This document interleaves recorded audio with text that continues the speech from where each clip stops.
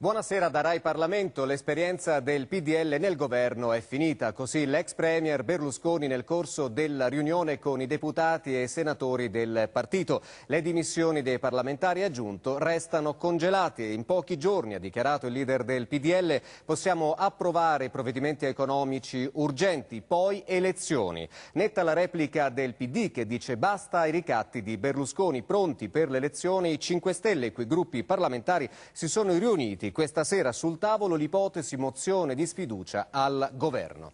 Intanto le conferenze dei capigruppo di Camera e Senato hanno deciso che si terrà mercoledì l'intervento del Premier Letta in Parlamento, a cominciare dal Senato, dove il Presidente del Consiglio terrà il suo discorso in mattinata. Probabile che dopo il dibattito segua un voto di fiducia. Ci spiega tutto Giovanni Battista Tomassini. I capigruppo di Camera e Senato non l'hanno già deciso perché la prassi vuole che il voto di fiducia dopo le dichiarazioni di Letta avvenga su una risoluzione presentata per iniziativa dei gruppi parlamentari durante il dibattito, ma l'esito politico della giornata di mercoledì sarà quello. Il ministro Franceschini, al termine della riunione al Senato, lo dice esplicitamente. La fiducia si pone su eventuali risoluzioni presentate nel corso del dibattito, questa è la prassi delle comunicazioni. La volontà del governo è di andare a un chiarimento e quindi porre la questione di fiducia. Un chiarimento davanti alle Camere che il Presidente del Senato Grasso si augura sia positivo e duraturo in vista di appuntamenti importanti come la legge di stabilità e le riforme già avviate. In queste ore drammatiche, aggiunge Grasso, gli eventi sembrano sfuggire di mano agli stessi artefici, ma l'Italia non può permettersi l'instabilità. Mercoledì, se il governo supererà lo scoglio della fiducia a Palazzo Madama, nel pomeriggio il dibattito si sposterà alla Camera, dove il voto dovrebbe arrivare in tarda serata. Domani invece non ci sarà la prevista informativa di Letta su Telecom alla Camera. I capigruppo di Montecitorio hanno quindi deciso di anticipare l'esame del decreto Valore Cultura, che scade la prossima settimana, rinviando a giovedì pomeriggio il voto sul disegno di legge per l'abolizione del finanziamento diretto dei partiti. E dalle conferenze dei capigruppo di Camera e Senato arriva il nuovo calendario dei lavori. A Montecitorio viene anticipato a domani in aula l'esame del decreto cultura, che deve essere convertito entro l'8 ottobre. Tempi stretti dunque che impediranno di riaprire il provvedimento. Il voto finale è atteso per mercoledì in tarda mattinata. A Palazzo Madama invece il testo sulla pubblica amministrazione prosegue il suo iter in Commissione Affari Costituzionali. Il decreto contiene misure anche per stabilizzare 1000 vigili del fuoco, oltre a norme per il pensionamento e la mobilità nel pubblico impiego. E torniamo alla Camera, giro di audizioni in Commissione Trasporti in merito all'emergenza grandi navi a Venezia. Il servizio di Fabio Antonini.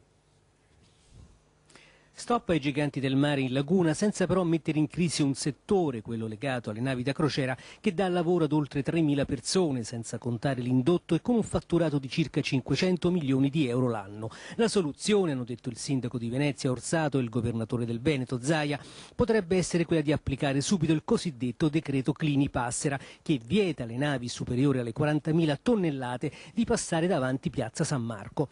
Una soluzione condivisa da tutti i gruppi parlamentari, con alcuni distinguo. Ha costruita una soluzione definitiva, ci deve essere un'istruttoria tecnica che compari le diverse ipotesi o progetti che sono in campo, in modo tale che poi le istituzioni e la politica possano prendere la decisione. Però va stabilita anche una data in cui questo decreto si debba applicare.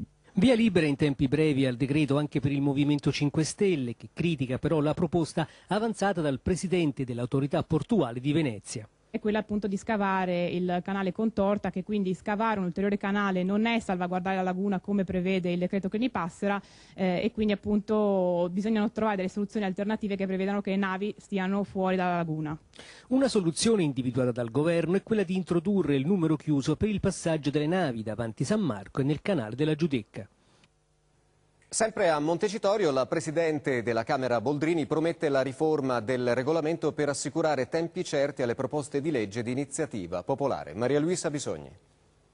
Massimizzare il riuso ed il riciclo dei rifiuti contrastando il ricorso allo smaltimento in discariche e all'incenerimento. Questo è l'obiettivo della proposta di legge di iniziativa popolare per la quale sono state raccolte e presentate oggi alla Camera 80.000 firme, proprio nel giorno in cui si prevede la chiusura di Malagrotta, la discarica più grande d'Europa.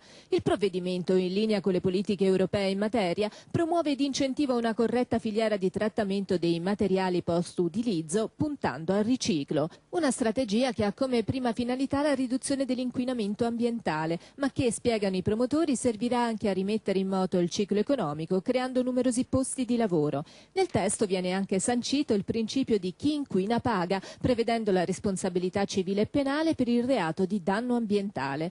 Un segno che la società civile vuole partecipare e ha fiducia nell'istituzione parlamentare. Questo è il commento all'iniziativa della Presidente della Camera Boldrini, che ha assicurato: stiamo lavorando intensamente ad una riforma del regolamento che assicuri alle proposte di legge di iniziativa popolare tempi certi e procedure trasparenti per il loro esame.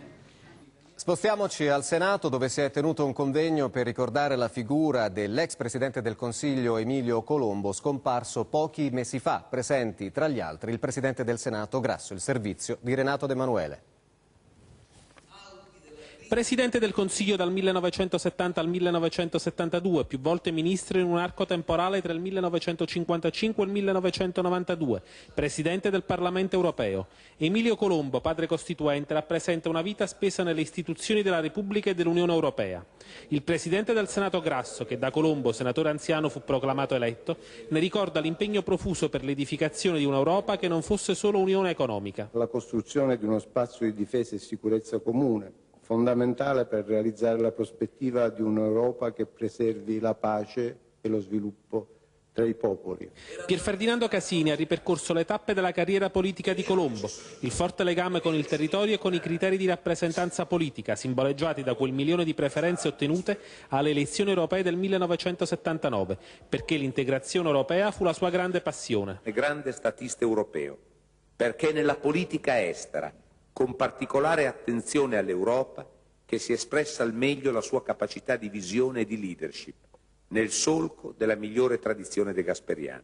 Nell'intervento di D'Alema il ricordo di una linea di politica estera negli anni in cui Colombo fu alla Farnesina, aderente a una visione diplomatica condivisa che, sottolinea, ebbe anche il plauso di Berlinguer sulle crisi mediorientali e il rapporto con i paesi oltrecortina. Una scelta atlantica,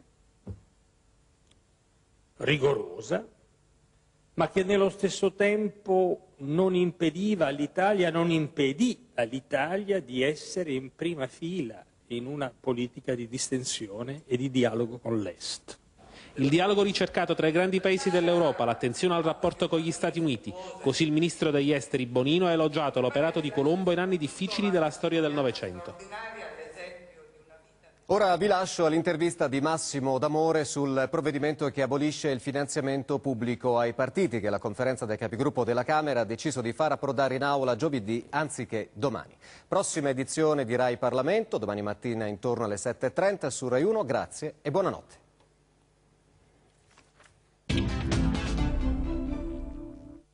Buonasera a tutti voi che ci state ascoltando e buonasera e benvenuto a Renato Balduzzi, capogruppo in Commissione Affari Costituzionali per Scelta Civica. Benvenuto onorevole. Buonasera e grazie. Allora, lei sta seguendo la legge sull'abolizione del finanziamento pubblico dei partiti, non solo di questo si tratta di questo provvedimento, ma restiamo all'abolizione dei fondi pubblici. Tanti lo avevano promesso in campagna elettorale, però qualche difficoltà c'è stata in Commissione. Perché? Beh, sicuramente noi stiamo cambiando il meccanismo e quindi aboliamo il finanziamento pubblico diretto, diamo più rilievo alle scelte dei cittadini e dunque dobbiamo evitare che i cittadini più ricchi possano avere un eccesso di peso. Quindi dobbiamo mettere dei tetti alle donazioni sia da parte dei singoli sia da parte delle società o delle associazioni. Sul tetto c'è stato uno scontro importante in Commissione all'interno dei partiti di maggioranza, da una parte il PDL che voleva evitare i tetti, da un'altra voi e il PD che invece chiedevate tetti bassi. Si è arrivati a una mediazione, 300.000 euro. Va bene per voi?